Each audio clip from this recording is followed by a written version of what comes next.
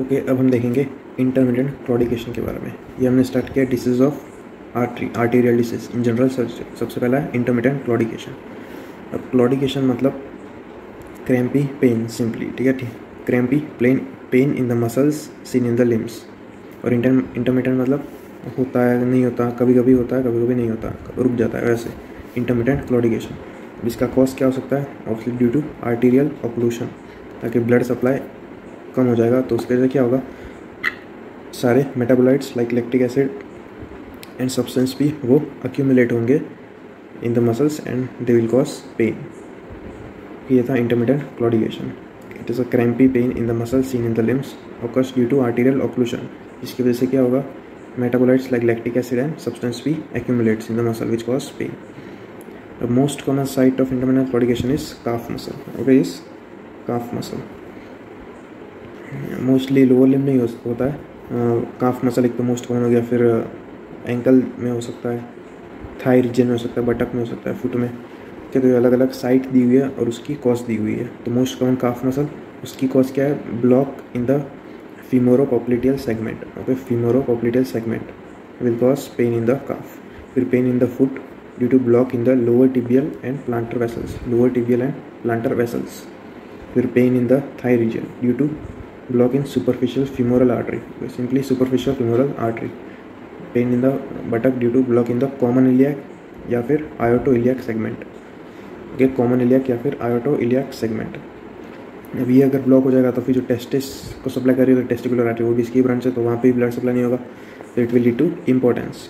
तो pain in the buttock due to block in common iliac artery और aortoiliac segment associated with impotence, it is known as Leriche syndrome. Okay, Leriche syndrome, ये याद रखना है। तो ये sites हो गई सारी और उसके causes. Most common is calf muscle due to femoropoppliteal segment blockage. तो इसकी क्लासिफिकेशन है which is known as Boyd's classification of claudication. तो इसमें 4 ग्रेड में डिवाइड किया हुआ है। ग्रेड 1, पेशेंट को पेन तब होता है जब वो certain amount of distance walk कर ले, क्या सर्टेन डिस्टेंस वॉक करे उसके बाद उसको पेन होता है। तो जब पेन हो, जितना चला हो उस डिस्टेंस को कहते हैं क्लॉडिकेशन डिस्टेंस। लेकिन ग्रेड 1 में होता क्या, क्लॉडिकेशन डिस्टेंस चलने के बाद पेशेंट को पेन हुआ, लेकिन और थोड़ा चलने के बाद क्या हुआ, वो एरिया का ब्लड सप्लाई बढ़ जाएगा। Okay, if patient continues to walk due to increase blood flow in the muscle and opening of the collateral causing pain are washed away and pain subside. ठीक है, ब्लड फ्लो बढ़ेगा तो metabolites, collected metabolites वो सब wash out हो जाएंगे, remove हो जाएंगे और उसके बाद पेन सबसाइड हो जाएगा। ये ग्रेड 1 में। अब ग्रेड 2 में पेशेंट चला, पेशेंट ने वॉक किया, पेशेंट को पेन हुआ। अब इसमें पेन सबसाइड नहीं हो रहा, पेशेंट चल पा रहा है लेकिन पेन प्रेजेंट तो है ही, तो pain still persist on continuing walking but can walk with effort. Patient चल तो सकता है लेकिन उसको थोड़ा थोड़ा दर्द कंटिन्यू ही रहेगा, स्टॉप नहीं होगा। ये ग्रेड 2। ग्रेड 3 में पेशेंट, इसमें पेन इतना होगा कि पेशेंट को रुक के रेस्ट लेना पड़ेगा ताकि पेन सबसाइड हो जाए। Okay, pain will force the patient to take rest. Okay, उसके बाद ग्रेड 4 में रेस्टिंग पेन होगा, रेस्ट पेन होगा, मतलब पेशेंट को बैठे बैठे भी पेन होगा। तो ये 4 ग्रेड्स हो गए ऑफ क्लॉडिकेशन। उसके बाद क्लॉडिकेशन मेनली 3 चीज़ों की वजह से होता है। एक तो आर्टीरियल ब्लॉक, न्यूरोजेनिक कॉज या फिर वीनस ब्लॉकेज। आर्टीरियल ब्लॉक तो मैं देखा कि पेशेंट जब चलेगा सर्टेन अमाउंट ऑफ डिस्टेंस तब उसे पेन फील होगा और फिर थोड़ा ज़्यादा चलने के बाद पेन सबसाइड भी हो जाता है इन ग्रेड 1 में सिर्फ। फिर न्यूरोजेनिक में, हाँ, और आर्टीरियल में पल्स एब्सेंट होगी अगर ब्लॉकेज कंप्लीट हुआ या फिर मोर देन हाफ ब्लॉकेड हुआ तो इनकम्प्लीट होगी या फिर एब्सेंट होगी पल्स। न्यूरोजेनिक में पल्स नॉर्मल फीलिंग पल्स होगी।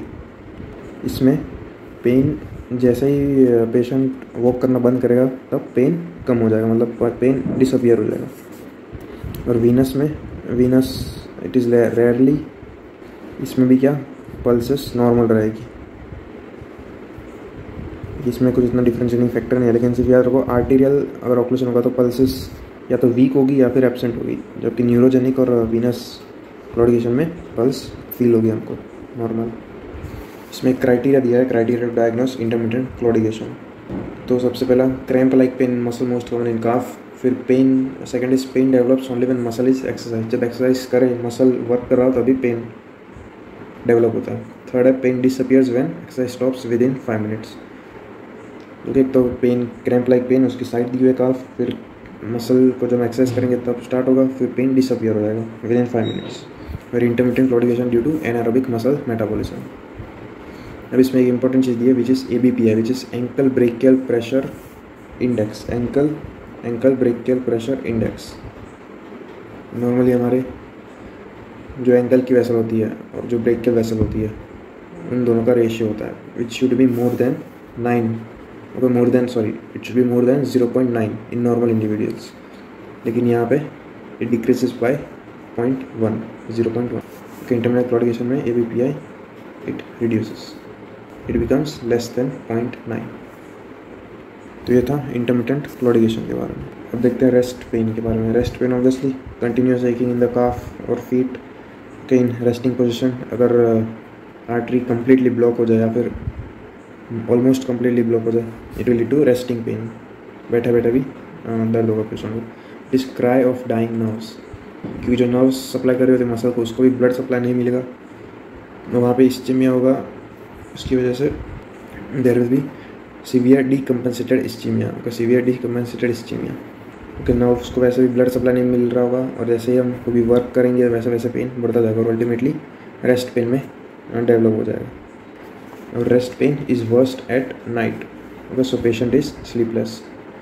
नाइट में क्यों ज़्यादा होता है? क्योंकि हमारी नॉर्मली भी हार्ट रेट और ब्लड प्रेशर रात के टाइम सोने के टाइम कम हो जाती है, तो वैसे ही ब्लड सप्लाई कम होगा और ऊपर से पहले से ही उसको ब्लड सप्लाई कम मिल रहा था नर्व्स को और मसल्स को, तो ऊपर से और कम हो जाएगा। तो इसकी वजह से rest pain is worst at night and patient becomes sleepless.